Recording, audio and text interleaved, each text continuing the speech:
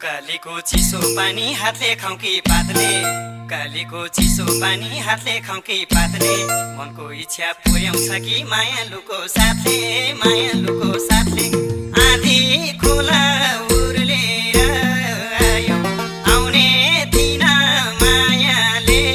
बोलायो आधी खोला उर्लेर आयो आउने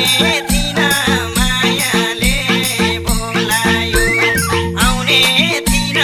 मायाले बोलायो